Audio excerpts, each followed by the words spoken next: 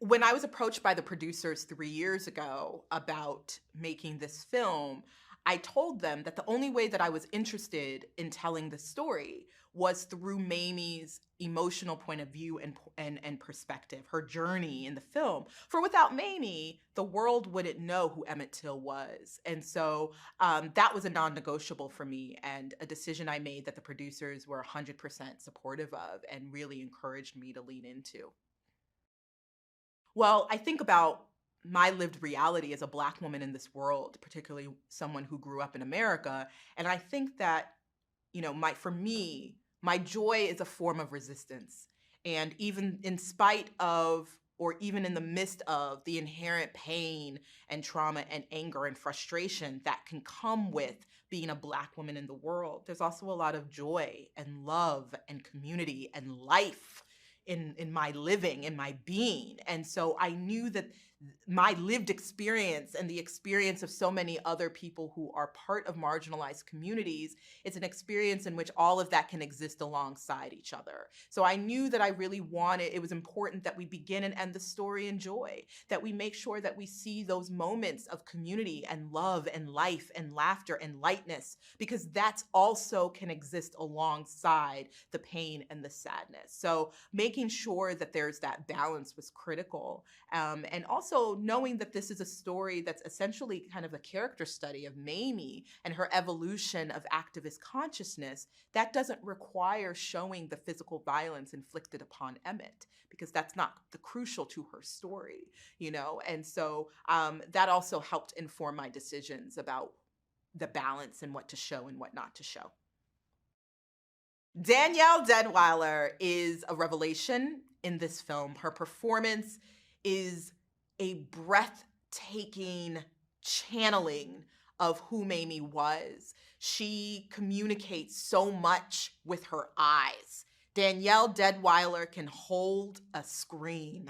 She tells such complex emotions and humanities and subtext just without saying a word.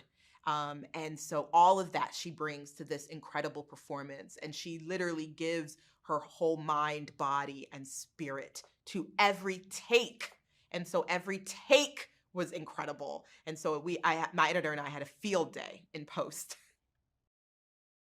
Well, Danielle and I spent a few months before shooting going through every emotional beat and nuance in the script. Multiple times. And then she also dived deeply into research as well. And so we were in constant communication about the research that she was learning. And so by the time she got on set, she had such an inherent emotional and psychological understanding of who Mamie was. And then with the other actors, I had a bit of a truncated version of that. And so I was making sure that everybody that I had conversations with everyone to unpack what was going on underneath and in between the words, that they not only had an understanding of who the person was that they were playing in a historical sense, but they understood the kind of the emotional beats within the script that helped make them human, and by them understanding the emotional psychology underneath the words and actions, it really helped ground their performance, that helped take these incredible people off of the historical pedestal that we placed them on and made them human. Whoopi is incredible as a producer, as an actor. I mean, from the first moment I met her, she was so supportive of my artistic vision and point of view. And she had such an unwavering belief in my artistry. It was inspiring. And I rarely have felt more seen as a human being, as an artist, and as a Black woman than working with Whoopi Goldberg as a producer. And as an actor, she was so humble and gracious and open and receptive to my directing.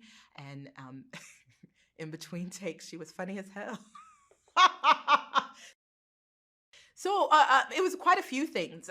One, I knew that I really wanted a bright palette. in terms of costume design, in terms of production design, in terms of the lighting, the mise en scène. I really wanted to visually communicate the vibrance and the beauty of Blackness and Black people and Black communities and Black spaces. And so that's reflective in the incredible work of my costume designer, Marcy Rogers, my production designer, Kurt Beach, and the incredible work of my cinematographer, Bobby Bukowski.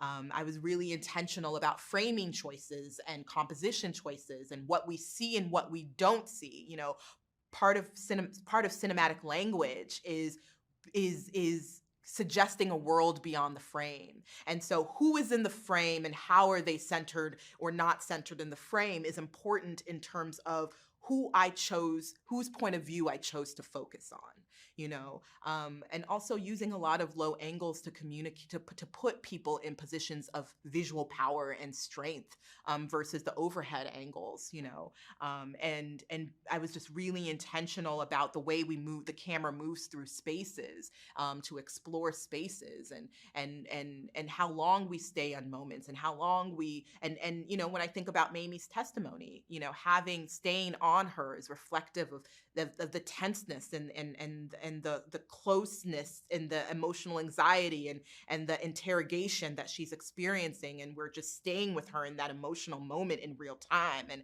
it just emotionally resonates with you. And so a lot of the directorial decisions I made in terms of the cinematic language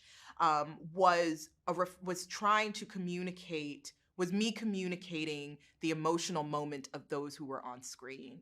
You know, I worked with my amazing composer Abel Korzeniowski to create a score that highlights the emotional subtext of the film, you know, as opposed to underlining what we see, but what is it that they're feeling underneath that? You know, and a classic example, or a good example of that, is the scene where Mamie's inspecting Emmett's body. You know, part of that scene is not just the pain of it, but it's the building rage inside of her and frustration and anger that leads to her making that decision. And so I talked with my composer, Abel, about the music underscoring that as opposed to the sadness of the picture. Let's underscore what is building and bubbling and rising inside of Mamie. So those were all some of the directorial choices that I made when constructing my vision. Jalyn, in addition to being a talented actor, he was 14 when we shot the film. And so he had just this natural childlike energy and charisma and charm and playfulness. You know, Emmett was a jokester, and one of the things he wanted to be is a comedian, you know, and he was cracking jokes all the time, and he had swag, and he was a boy. This innocence along with the swag and the charisma and the naivete, and Jalyn embodies all of that, you know. And then seeing him with Danielle, it's like they were just so beautiful and loving together. And so I definitely knew when he did his chem test with Danielle, oh, this is our Emmett. It's important. It's a communal experience. It's a communal story. It's a cinematic film that is visually and sonically an experience. It's an emotionally immersive experience that is best had in a theater with other people. You know, part of Mamie's arc in the film is her realizing that this bubble that she was in, this middle-class bubble she was in before her son was taken from her, was needed to be expanded, and it burst when her son was taken, but it made her realize that we are all connected and the concerns of others affects me too. And so it was a very communal kind of a sense of the world that she came to that I think could be an extension of the communal experience one can have on screen. We're all connected.